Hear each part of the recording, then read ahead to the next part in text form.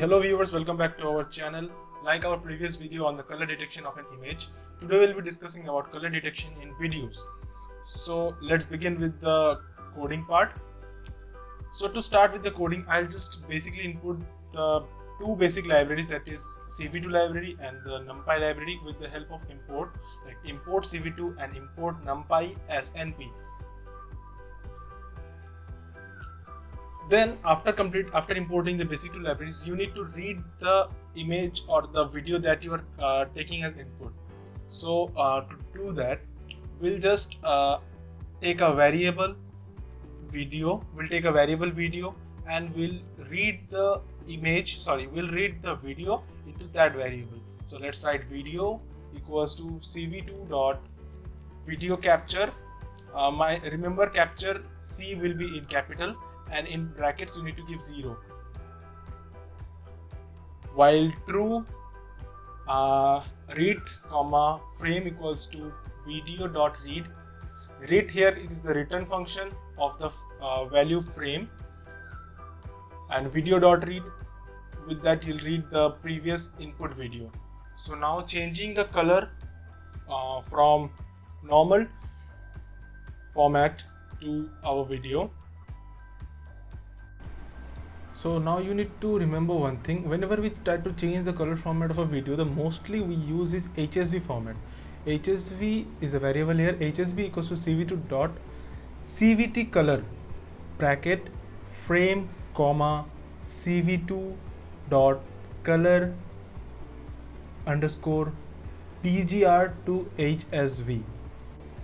So one thing you need to understand, what happens here is we change the color of the frame with the value of HSV. Okay, so now what we'll do is we'll just set the value of the HSV for our blue color. So if we write it as setting the range of blue color in HSV format, okay, this determines that we'll be changing the values in our HSV format. So if we keep the lower blue color equals to np dot array comma 95 comma 20 comma 50, and we set the upper value of a blue color equals to np dot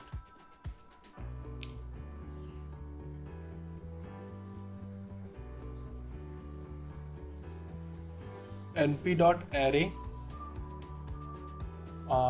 Let me set a value 130 comma 255 comma 255. This is our upper limit of our blue color in our HSV format. Okay, so now if we set the value of the range of our color, let's take suppose green color in HSV format, then we'll do the same as we did for our blue color.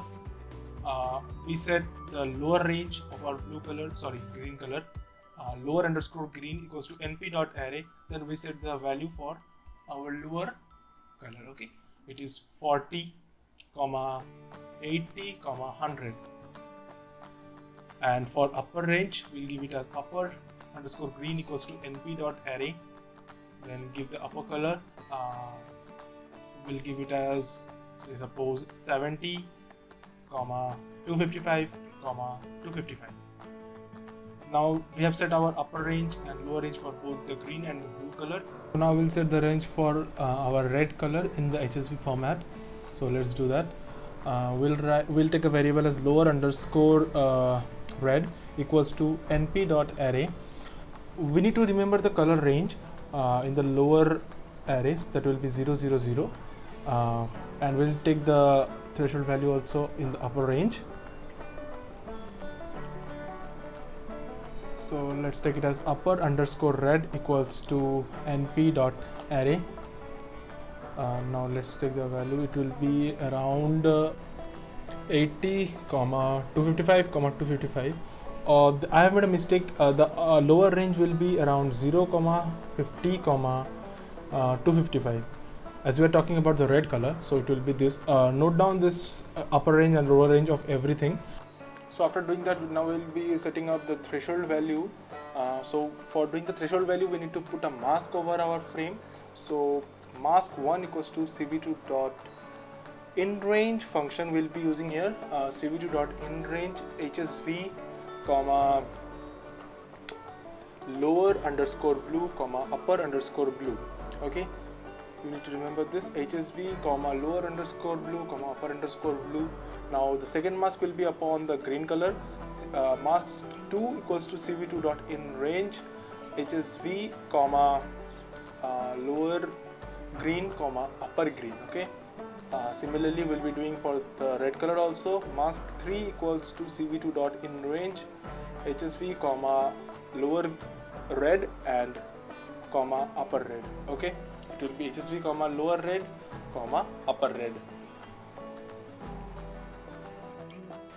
So after we have completed all the masking process and setting up the upper range and lower range of the value, so now we'll be applying a bitwise AND operator to the original image and also to the masked image.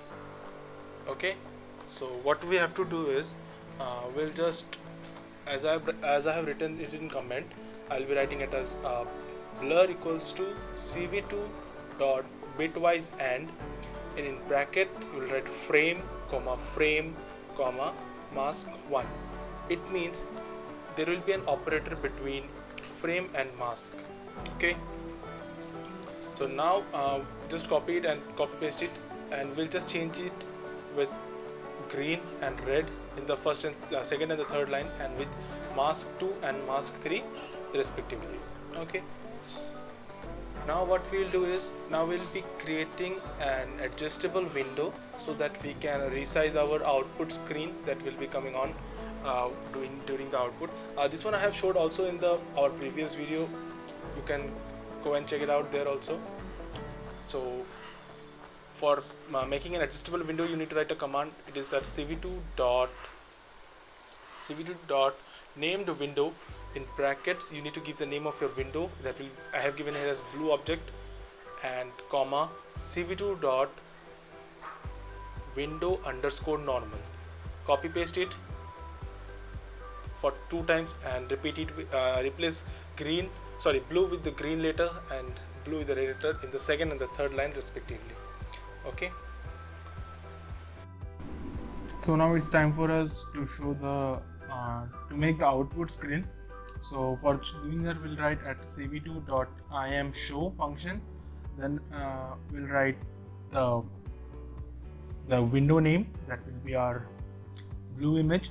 You can just copy it down like I'm doing it in the screen. You can just see it, and you need to write the window name and the object name. Okay, just copy it down, paste it, and you have to remove in the second line from the blue to green, and in third line from blue to red. Okay, so after doing this,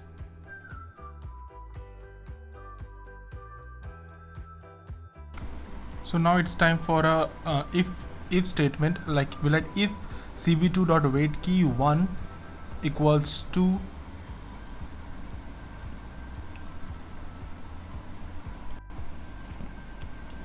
so the work of this if statement is whenever this condition comes true, then the whole work will break down. Okay, we have written a breakout here.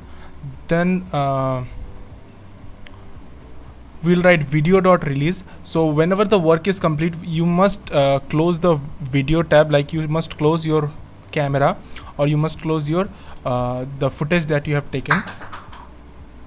Then cv2 dot destroy all window. So what does this function do is this function will close all the windows that is opened because of this program that you have written. Okay, you can see the comment I'm writing here to close the windows.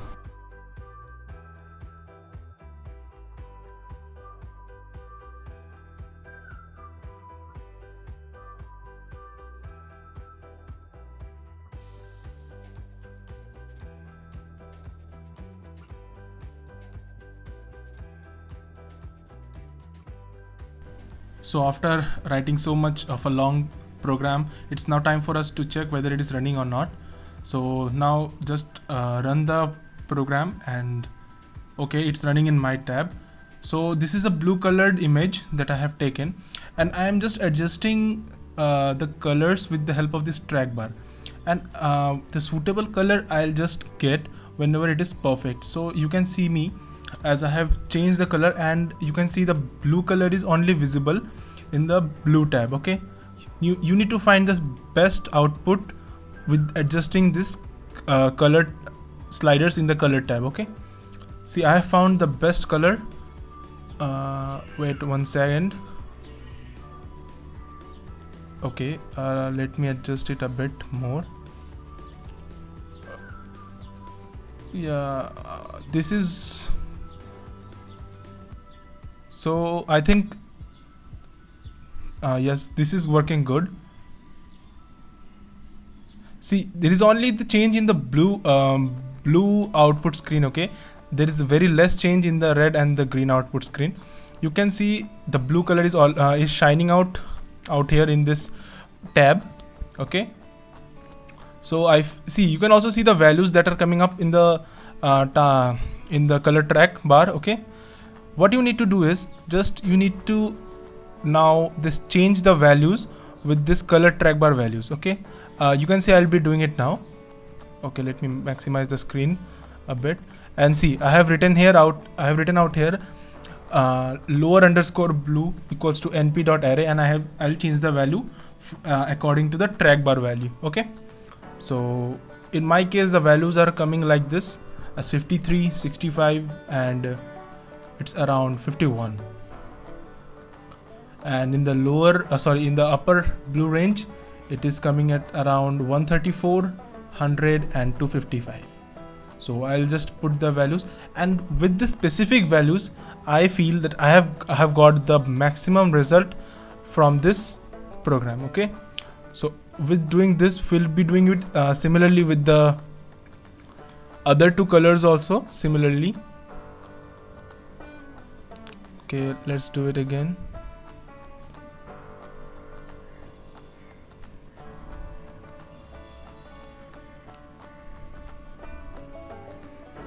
See, the blue color in the blue tab is showing the maximum output. Okay, we'll be doing it for the similar red and the green tab also. So let's remove this in the green section, and we'll remove it with in the upper one, we'll remove it with L_H, L_S, and L_V, and in the upper green underscore array upper underscore green, we'll be replacing them with U_H, U_S, and U_V. So this, what is this L_H and U_H. L_H here denotes the lower value of our hue, and U_H denotes the upper value of our hue. Okay, similarly S for saturation and V for value. So let's do for the green color. See, I have taken a green green container, and let's see the maximum output we get. I'm changing the values in the track bar. So see, coincidentally the blue one is showing a great output, but whenever we'll change it according to the greener one, you will see the blue will change it, and the red one is not visible at all. See, we have almost got our desired output, but to make it more effective, we'll just consider it one more time. See, whenever I'm rotating it, due to the effect of sunlight, sometimes the color changes. Okay, see, I have got the maximum output. Now I'll change the value how I have changed it in the blue color. Here I have got a value of around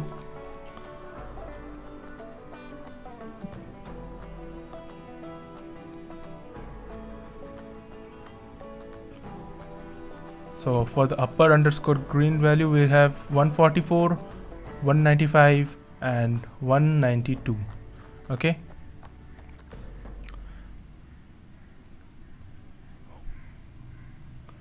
so let's do it for the red color also. Now let's save it first. Remember one thing, whenever you change something in your code, always save it after you have done it. Okay, so now we'll change it with the red color. So let me do it first. u underscore h, u underscore s, u underscore v. I am copying and pasting it out here, but you can simply write it according to your wish. Okay, so we have the output out here now. Let's see what's the changes coming out. Okay, yeah, see, I have taken a box which whose container head is red colored, and now I'll adjust the values. Okay, it shows a great output. Now let's change the color a bit with the help of the track bar. Okay, we have got somewhere around our desired output. Okay. See, in the redder part, you have got your upper range near about in the 255 region. Okay, so don't be worried about it why it came around 255, because the concentration of the red color is toward its higher side. Okay, whenever we consider it as a color. So let's change the value. It is 255 comma 255 comma it is 255. Okay, now let's save it and let's run the program. Okay, and see, this is the blue colored container. Now it's the green colored container, and we'll take the red color container also. So it's the red color container. See, the red color container is showing its it's showing its color very precisely. Okay, so with this we come to the end of our program. See, we have reached our maximum output or our desired output. You can change the value according to you or according to the light around your object. I must tell you that the intensity of the color depends upon the light which the container reflects or the object reflects. So keep that in mind. You might need to change the values according to that also. So the link will be in the description for this code. Okay, if you have any kind of problems, you can write it in the comment section, or you can mail us at rovolutionrgit@gmail.com. Till then, goodbye.